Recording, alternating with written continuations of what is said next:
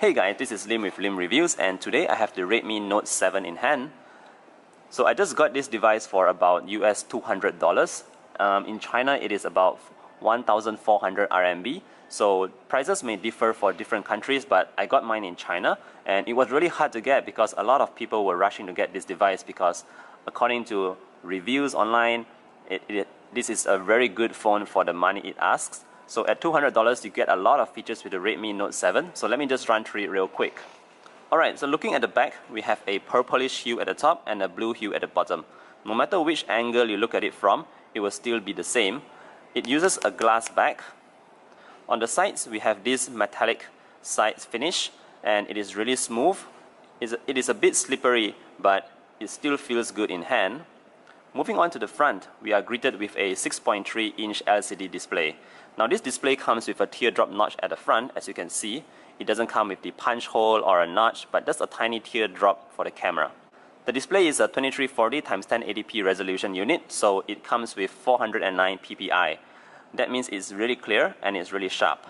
So moving the screen from side to side, although the screen is a bit reflective, the colors still maintain its vibrantness, so it is very nice to look at this display, and overall I would give it a thumbs up. Alright, so let's take a look at the bottom of the device. This phone comes with USB Type-C and it supports Quick Charge 4.0, so you should get some pretty fast charging time. But what you need to know is the charger in the box is a slower charger. If you want to enjoy the Quick Charge 4.0, you will have to get a separate charger on your own.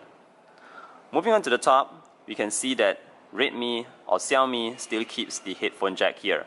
Besides that, it also comes with an IR blaster, so for any of you who are using your phones to actually use it as a remote control to control your TVs or some other devices, don't worry, you still have all these here. Alright, so what's powering this device? This device is currently powered by a Snapdragon 660 with 6GB of RAM. It also comes with 64GB of internal storage and you can expand it via memory card. The main highlight that Redmi has been promoting for this device is the 48MP camera at the back. So as you can see, it says here 48MP AI dual camera. So the main sensor is a 48MP unit with a 5MP sensor for the depth effects. Okay guys, so here we have a few sample images that I just took on the Redmi Note 7. So these images are all taken in auto mode with AI turned off, and none of them have been edited in any way. So these images are just for you to evaluate and maybe judge on yourselves whether you like it or not. My personal opinion is that the images looks pretty good for outdoors. As you can see here, we have very good sunlight, so images naturally turn out very nice looking. They are pretty sharp, they look really nice, the colors are good, and yeah, overall I would say that it is pretty good for outdoors. So I haven't had the time to take any images at night, but rest assured I will definitely do that so that I can share with you guys how the Redmi Note 7 camera performs in dark lit conditions. Anyways, this is just a quick look at some images taken and I hope you enjoy them. Alright guys, this is the video test from the Redmi Note 7. Let's just walk through here and see how it performs. So this is a pretty dark area right here, a pretty dark area.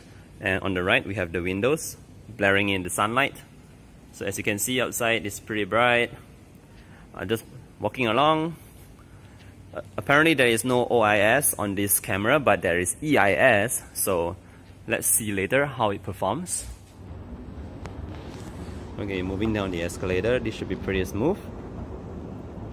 Nothing too difficult for the Redmi Note 7 here, because the escalator is very smooth. Let's just try and walk down, see what happens.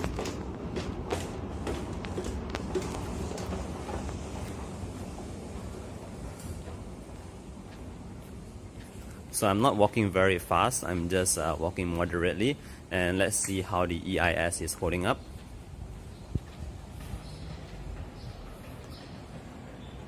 So the sky is a bit gray today because of the haze, but we do have some sunlight over here. Yeah, I think that's about it.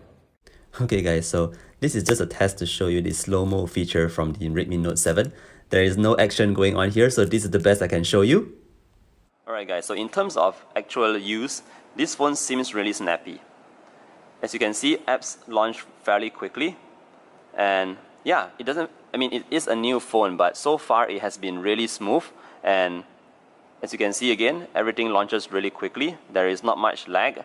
In fact, it is lag-free, I would say. and it's really, really fast. So I will try out more of the games and other heavier applications to test out the performance of this device, but the first look is that it is very, very smooth. Okay guys, so that summarized my quick look at the Redmi Note 7.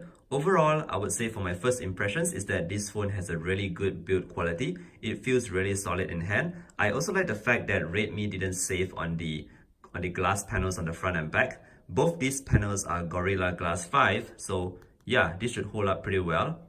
I also really like the fact that the screen is really clear and sharp. We have this really wide screen, and the teardrop notch is something I prefer over the punch hole devices. So the device has been pretty snappy so far, but I will definitely put it through its paces like I mentioned earlier. The camera seems pretty good right now. I will also do the night test so I can share more with you guys. But overall, it looks pretty good right now, and I'm really happy with the Redmi Note 7. Anyways, if you guys have any questions that you would like to ask, please leave them in the comment section below, and I will see you guys in the full review. See ya! Okay, if you guys are still here, I just want to let you know that the notification LED is on the Redmi Note 7. It's on the front and it is right at the bottom. So there you go, there you have it.